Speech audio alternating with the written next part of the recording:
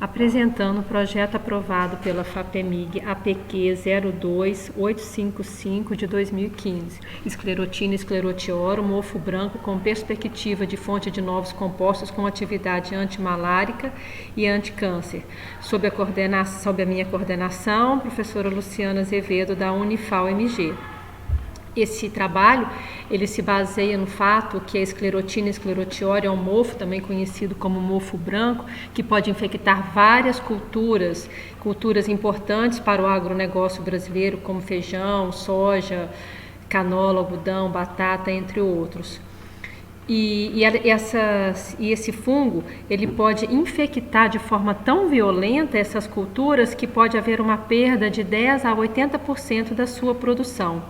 Nessas imagens aqui ficam claros os escleródios, que são esses pequenos grãos que têm um formato escuro muito parecido com os grãos de feijão.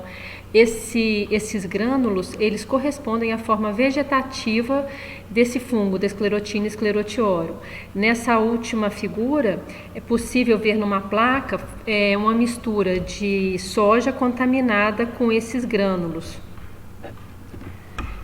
Aqui nesse slide é o mesmo caso, evidenciando como é comum que esses grânulos possam chegar ao consumidor. No caso, aqui é uma cultura de soja, como os grãos são mais claros, ainda fica fácil de diferenciar os escleródios, mas quando se trata de uma cultura de feijão, esses grânulos eles são muito parecidos com os mesmos grãos que são consumidos por humanos. E a partir desse problema, já em 2016, o nosso grupo publicou um artigo Esclerotina e esclerotioro Friend or Foe, que era baseado no fato, esses grânulos podem ser amigos ou inimigos, uma vez que já nessa ocasião nós observamos que ele tinha efeito tóxico, mas que esse efeito tóxico poderia ser a base do desenvolvimento de fármacos com atividade anticâncer. Aqui também mostrando esses escleródios e o tamanho deles, que é essa estrutura mielinizada e escura. E como materiais e métodos desse trabalho, nós fizemos análise química, esses grânulos eles foram separados e foi feito um extrato acetato bruto. Esse extrato acetato bruto, ele foi utilizado para análises químicas, estudos com animais e culturas de células. Daí, desse extrato acetato bruto, foram separados três frações: a fração aquosa, a fração água e metanol e a fração 100% metanol. Essa última fração, 100% metanol, que apresentava o maior rendimento de compostos, também foi testada in vitro e foi novamente analisada em química, em HPLC massa. Então, trabalhando com culturas de células, nós utilizamos o extrato acetato e a fração metanólica. Como células, nós utilizamos as células normais, células pulmonares normais, EMR90, a célula cancerosa de pulmão, A549, e o adenocarcinoma coloretal ileocecal, que é HCT08. Também foi testado nesse experimento culturas de células com plasmódio. O plasmódio é o agente causador da malária. Então, essas fotos foram tiradas do nosso laboratório, mostrando várias fases do plasmódio falciparum infectando os eritrócitos, observando que os plasmódios eles são parasitas intraeritrocitários. E aqui nós temos a forma de anel e a forma trofozoíta. No trabalho com os animais foi utilizado o extrato acetato bruto por ser o extrato que envolvia todas as outras frações, e assim nós conseguimos testar em animais todos os compostos com possível atividade biológica encontrado nos escleródios desse fungo. Então nós utilizamos camundongos suís, que receberam no grupo 1 somente a ração pelletizada, e como controle positivos nós tivemos a utilização da doxorubicina, que é um antineoplásico indutor de mutação, no caso mutação de fêmur, que foi o alvo desse experimento do controle positivo. Outro controle positivo também foi utilizado, foi a dimetilhidrazina.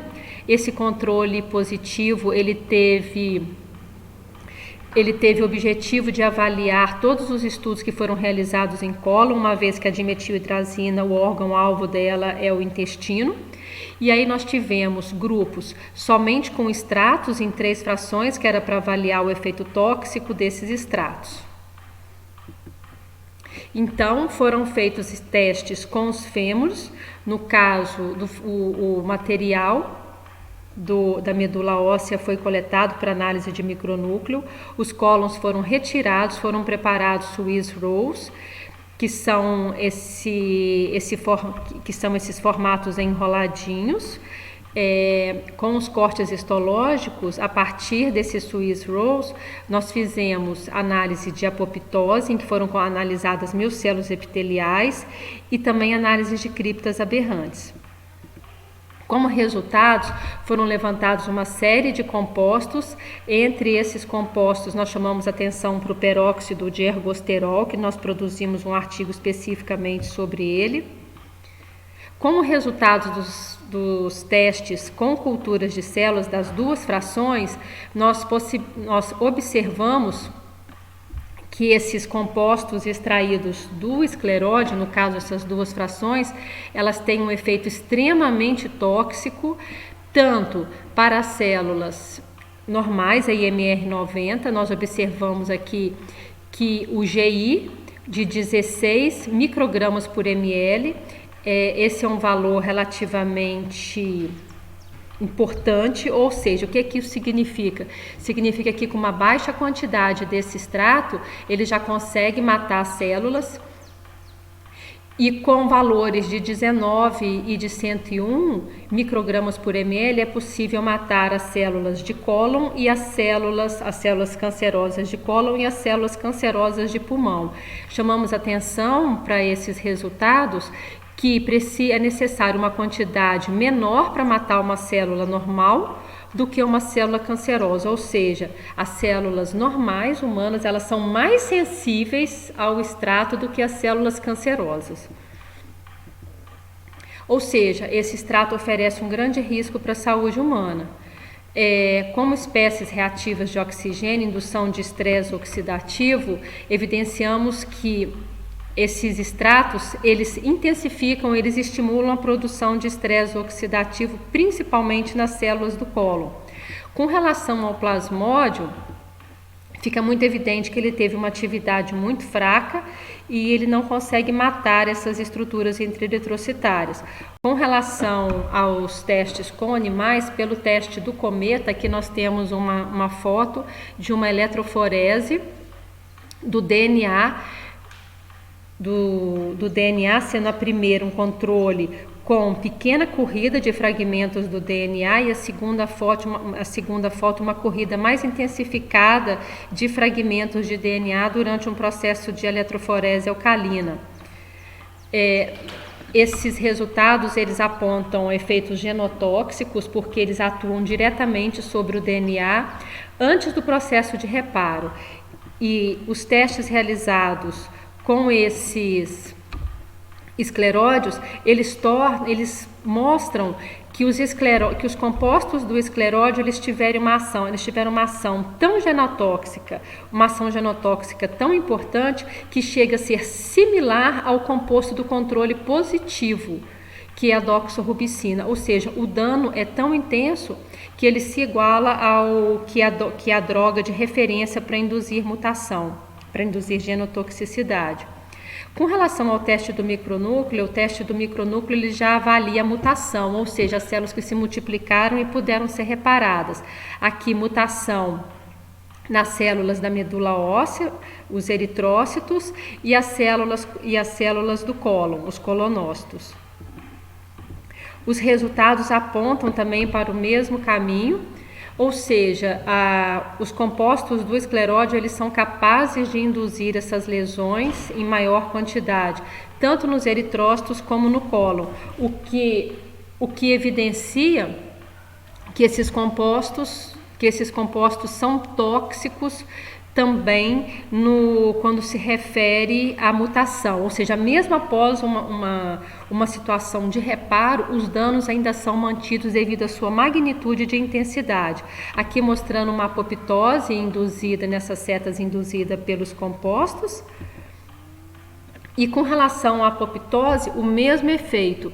Os animais que foram tratados com os escleródios na sua ração, eles tiveram um aumento de 500% na apoptose quando a gente compara com o controle negativo, com o que era para acontecer espontaneamente. Esse aumento do nível de apoptose ele foi tão importante que ele se iguala ao controle positivo, que são os animais que receberam a dimetilhidrazina, que é a droga reconhecida por induzir a apoptose de forma intensa.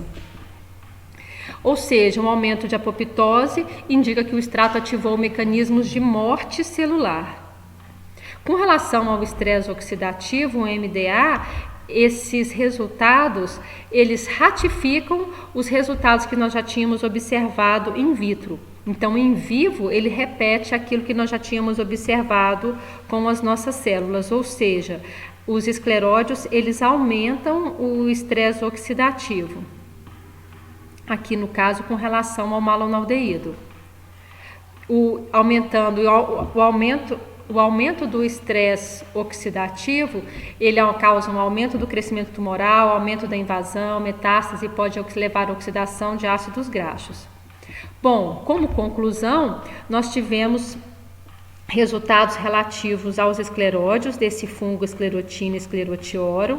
Foram testados a fração acetato bruto, que contém todos os compostos relativos a esses grânulos. Desse extrato bruto foram retirados a fração extrato acetato e a extrato metanólica. Desses materiais, nós fizemos tanto análise química quanto em culturas de células e em animais. E daí nós concluímos que essas estruturas têm efeitos genotóxicos, efeitos mutagênicos, aumentam as células apoptóticas, aumentam o estresse oxidativo tanto nas células quanto nos animais. Tem um efeito tóxico para as células normais, no caso IMR90, maior do que para as células cancerógenas. Ele tem fraca atividade contra o Plasmodium falciparum, que é um parasita intraeritrocitário, e aumenta a produção de ROS. E com isso daí nós concluímos que medidas de controle devem ser tomadas para que esses grânulos não alcancem os consumidores ao se confundirem com feijão ou outras estruturas, uma vez que eles podem ser tóxicos, uma vez que eles são tóxicos ao serem consumidos tanto por humanos quanto por animais.